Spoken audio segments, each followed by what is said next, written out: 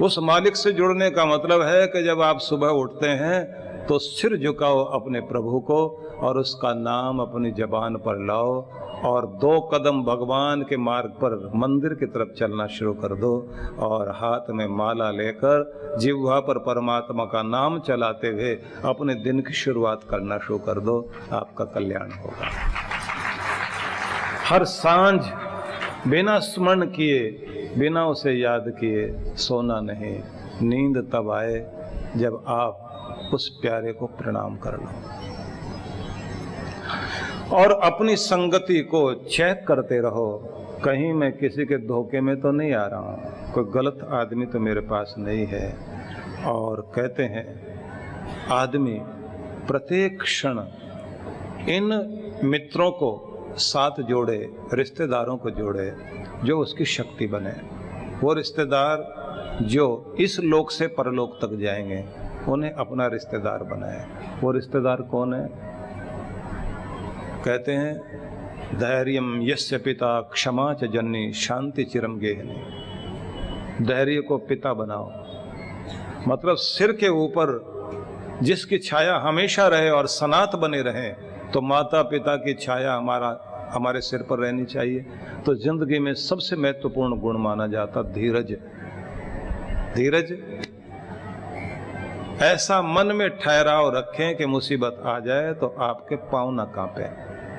आप सोचें वक्त आया है हिलाने के लिए, हिलूंगा नहीं, पांव जमाए रखो अपने। हाथी की मस्त चाल से अपनी राह चलते चले जाओ। दुनिया चाहे आपको अपमानित करे, चाहे दुनिया कड़वा बोले, आपको अपने ढंग से चलते जाना। अपनी मस्त चाल नहीं छोड़ो, मन को उदास मत होने दो, हिम्मत को हटाओ नहीं और लगातार आगे मोटी चमड़ी करके बढ़ते चले जाओ, जैसे हाथी अपनी मस्त चाल से चलता जाता है। बुरा वक्त बीतेगा, अच्छा दिन आएगा जरूर। जब आप अपने मन में अच्छे दिन की कल्पना करते हैं तो अच्छा जरूर आएगा। और यदि आप घबरा गए अब तो बुरा होगा, तो बुरा होने ही लग जाएगा।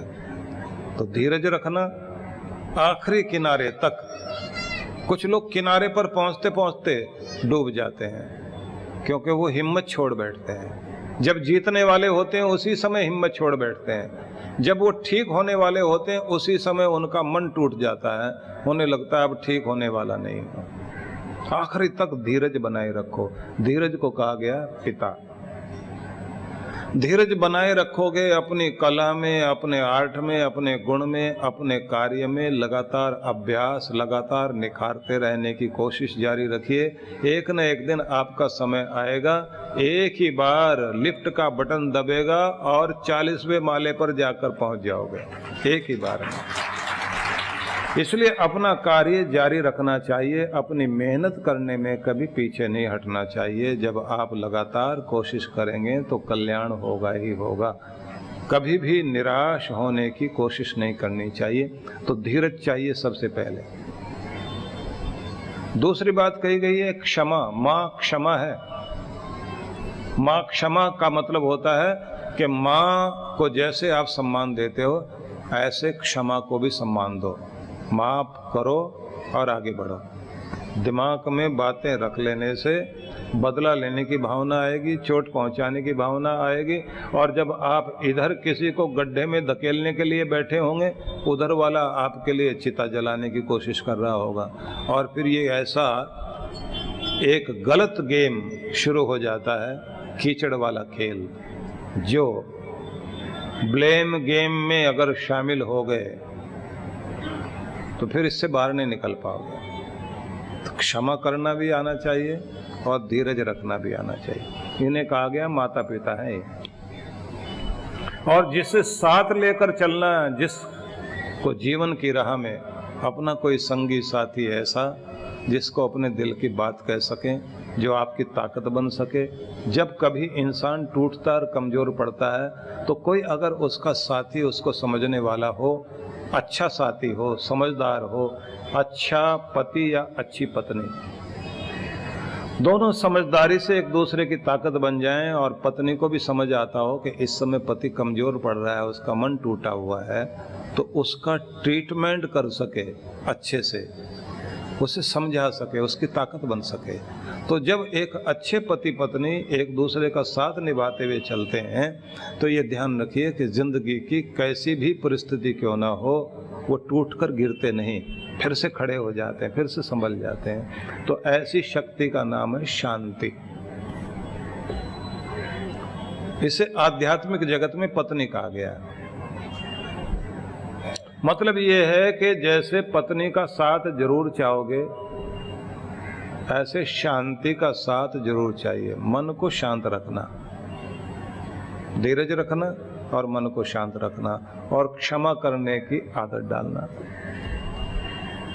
अब मन को शांत रखने का मतलब ये है कि आपको बेचैन, चिंतित और डरा हुआ अपने आप को नहीं करना चाहिए, निराश नहीं करना चाहिए। अगर होने लग जाए मन को शांत करो, घबराओ नहीं, ठीक होगा, ठीक होगा, शांत शांत शांत शांत शांत। क्यों बौखला रहे हो, क्यों डर रहे हो, क्यों घबरा रहे हो?